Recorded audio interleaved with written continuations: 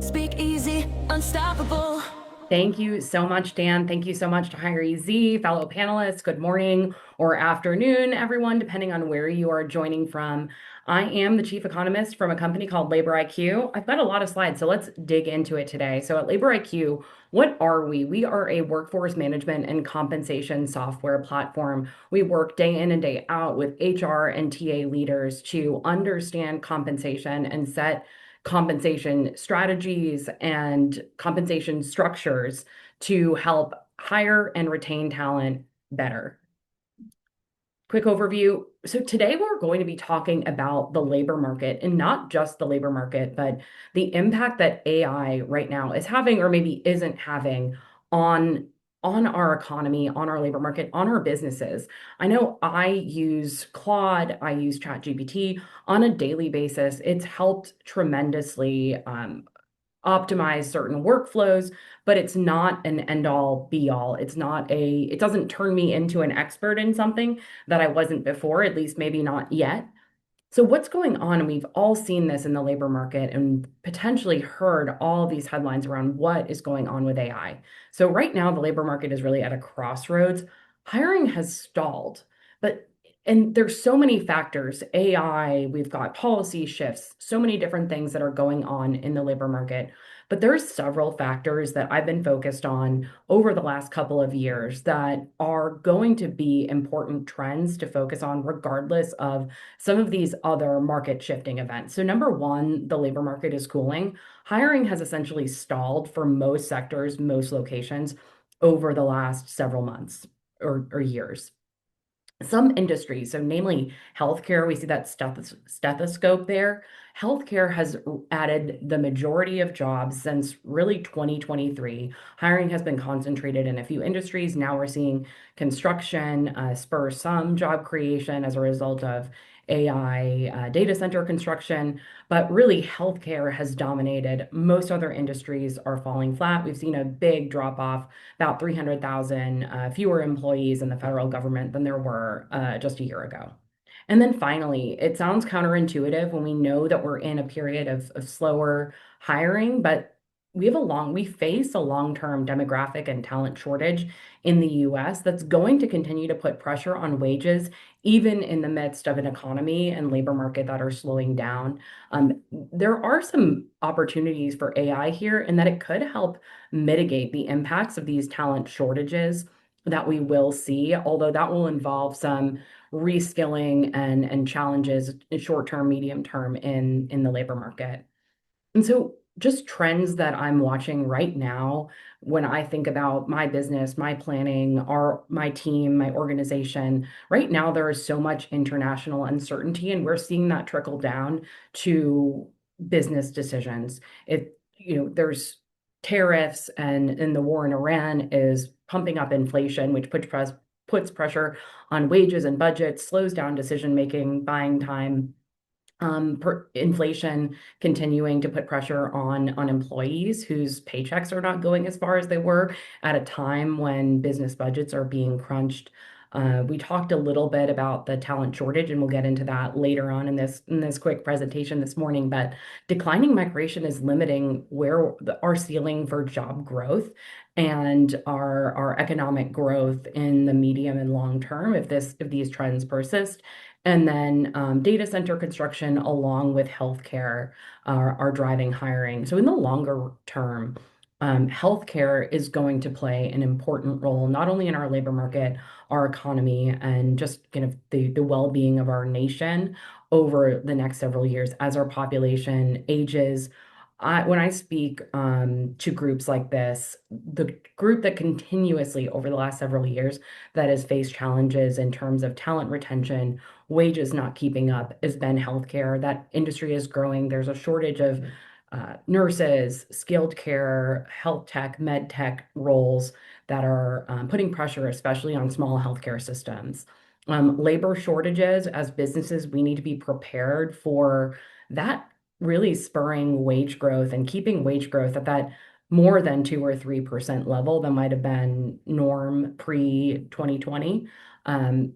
really putting pressure on wage growth. And then AI and automation will alleviate some of the talent shortages that we've seen as a result of uh, our aging population, but will also create challenges in the short term as we work. So what does this mean? Hiring has slowed, and especially when it comes to AI, headlines are not telling the whole story. So this is just giving a little bit more of a recap of where the US labor market is now, and then we'll move into some impacts of artificial intelligence and how these technologies will impact our TA and comp strategies now and then going forward. So I think this picture tells kind of 1,000 words because it shows the complete whiplash that HR teams have faced over the last 5 years. So we go back from, before 2020, before the pandemic, HR teams were responsible. We were adding on a net new job basis about 2 to 3 million jobs every year going back to 2015 as we were kind of recovering from the Great Recession. The pandemic hits in early 2020. I guess that would have been almost 6 years ago right now. Early 2020, an overnight 20 million US citizens out of work, 20 million employees out of work. And then almost immediately, so if we could look at in April of 2021, over that previous 12 months, HR teams had been responsible for hiring 14 million workers. That, in addition to, operationalizing their remote and hybrid work strategies, figuring out how to handle the repercussions of the Great Resignation, how they responded to kind of outlier uh, you know, comp demands that they were getting from employees who were threatening to leave their positions, all of these things. Fast forward to now, we've added about 300,000 jobs over the last 12 months. We'll expect to end this year adding fewer than 1 million jobs for the first time in a long time since the pandemic. And that is a major a source of whiplash, and also just how, when you're speaking to people, depending on their industry, like I said earlier, healthcare, you know, faces a whole different set of challenges than almost every other industry right now, where we haven't seen major layoffs, but things are just kind of treading water, whatever metaphor you want to use, just really at a standstill in most other sectors. And and at the same time, like I mentioned, hiring has slowed to almost a standstill across most sectors, yet the unemployment rate remains low by all historical standards. And for many types of office, managerial, technical positions, the unemployment rate is well below 3% or 3.5%. We're seeing tech start to edge up a little bit, but for legal, healthcare, business, finance, management, scientific, and technical positions, we're seeing unemployment rates in the 2% range, which means that even if you are hiring, it's still tough to find the right candidates, to find the right active talent pool for your position. And most people aren't looking for new roles. Because they're kind of in that job hugging status, right? Because most people aren't hiring, so people are just stuck in their current jobs. Now, when we talk about the unemployment rate, we have all seen the headlines around the impact that AI has had. And that's where I want to shift our focus. So, what is the real impact of AI on hiring? And what does the data say right now? So, I'm an economist. I speak with our team, tend to be very cautious. But when it comes to AI, what I'm trying to do is separate what we're seeing in the data right now, which might be nothing, it might be a lot. We'll get into that, but and what it means going down the future and what it means in the future, and those might not be the same thing. So how do we take the reality that we have right now, update our information as we get new data and see those impacts, and translate that back for businesses to make better decisions about their hiring, TA, and comp strategies. So we've all seen these headlines. We've seen, you know, unveils agentic workforce, AI layoffs, AI job bust, job cuts are being driven by AI. But I've had a lot of skepticism around these headlines. And part of it is because I started actually digging into the headcount for these large organizations that have been citing AI as the reason for layoffs. And so when we look at earnings statements from some of the largest companies and what their headcount is, So far, through about 2020, the end of last year, and beginning of this year, we have not seen that actually start to show up in the data for these large organizations. And then when we look at the overall picture, the US employment numbers, we are just not seeing layoffs increase at all, let alone for plausibly AI reasons. And when we look at the headcount of these organizations, there's been massive increases in employment really since 2020. So we, at least right now, the data isn't painting a picture that layoffs are being driven by AI. That could change in the future. That could change in the next 6, 12, 18 months, but that's not what is happening right now. So what will the impacts to AI be? And I think this is where we start to have a deeper conversation about what our teams will look like in the future, how we can even optimize resources within our own organization. So I've had conversations with folks who are saying, right now we have automated a lot of our accounting and bookkeeping practices. We still have some folks on those teams, but we've really been relying on AI to do that accounting piece, especially amid a shortage of that talent. But we have some really talented analysts on our team who are a great culture fit. We're going to move those over to our HR team because in our HR team we have a ton of data still.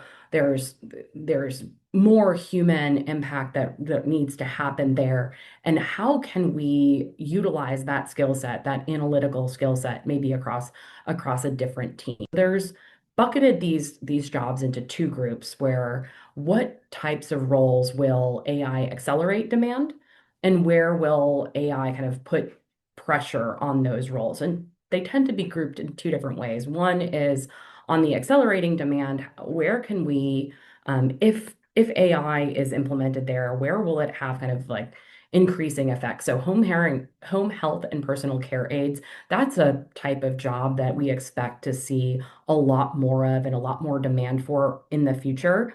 And if you think about utilizing an artificial intelligence type technology in diagnosis or preventative care, that might actually spur demand for more healthcare professionals because we are able to diagnose more and more diseases earlier. And so there's going to be an increase in care for those.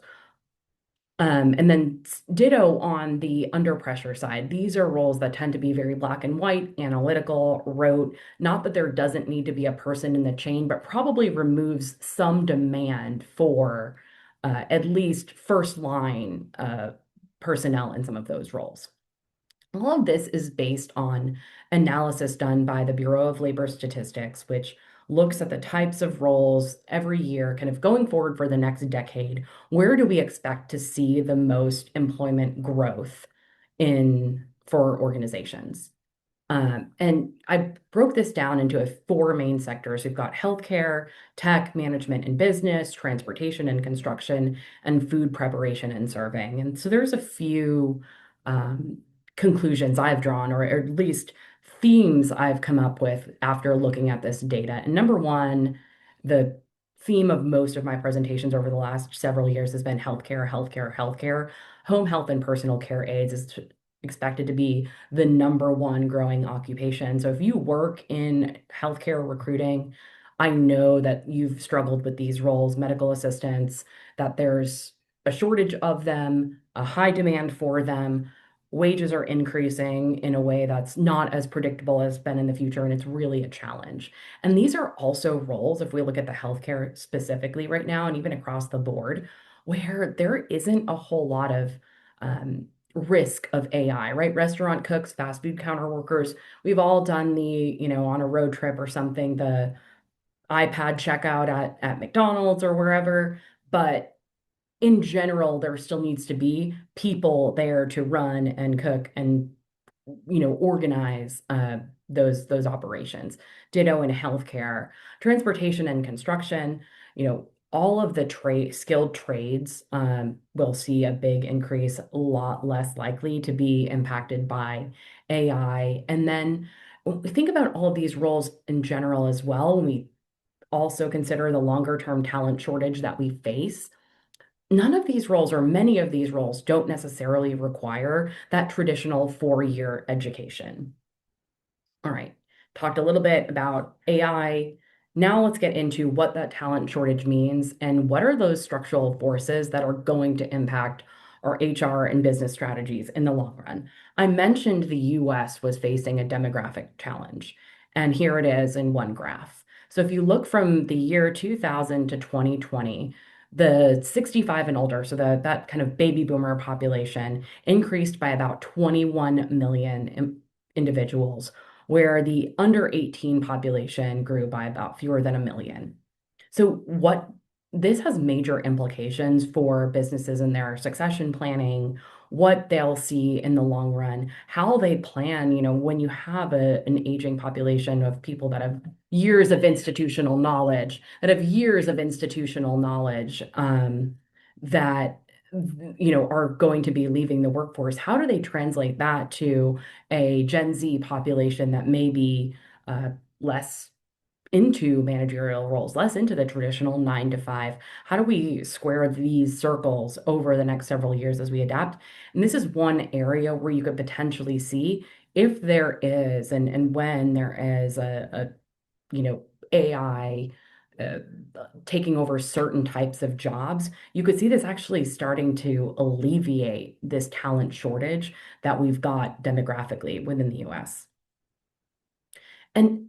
I've talked about migration a lot, and I know this can often be seen as a political topic, but I'm an economist and a numbers person.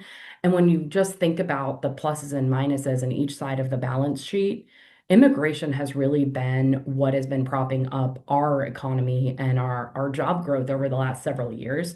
So again, we might be seeing challenges in terms of our talent shortage, which will continue to put pressure on wages and inflation in the long run if we don't figure out a solution here when it comes to increasing our population in a way that's been a strength, at least for our economy over the last several decades, in contrast to what we've seen in Europe and parts of Asia, where their population has already started to decline. It's expected, this chart's a little older, but it's expected that the US population will decline this year, which has major implications for, our consumer base, who we sell our products to, how much product we can sell. Unfortunately, we live in this, or not unfortunately, but we do live in that capitalist society that requires kind of this transfer of goods and services across people, and our population is starting to shrink faster than we expected. And what does all of this mean for recruiters and talent acquisition professionals? So we've got this slowdown in hiring documented. I guarantee a lot of people on this call are saying, my business isn't hiring, but you know what? I had to hire a position last year because we had someone leave. We had to let someone go, and it was still really, really hard. And I've gone through this as a hiring manager myself. It's still very difficult to find folks that will fill your position. And going to use this quick example, and I know I'm running out of time, so let me just get through this example, and then I'll be joining the Q&A at the end of the day today, and I'd be happy to engage with anyone on LinkedIn. Feel free to send me a message. I love to connect with folks who attend presentations. So in the US, there are about 10 million workers in management roles, but I'm trying to hire someone in accounting management in Dallas, where I live, one of the biggest metros in the country. So there are about 10 million managers, directors, and VPs in the US. Fewer than 500,000 of those are working in accounting.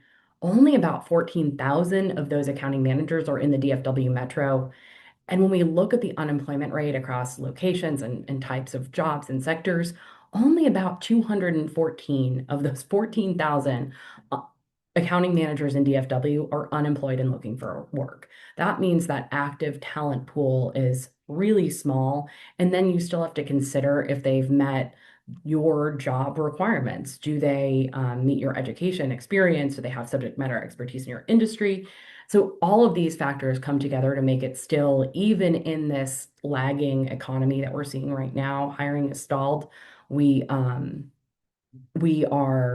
you know, it's still a challenge to hire. So I'll just leave it here. Thank you so much, everyone, for attending the conference today, and I hope it goes well. And I look forward to chatting with you guys at the end of the day.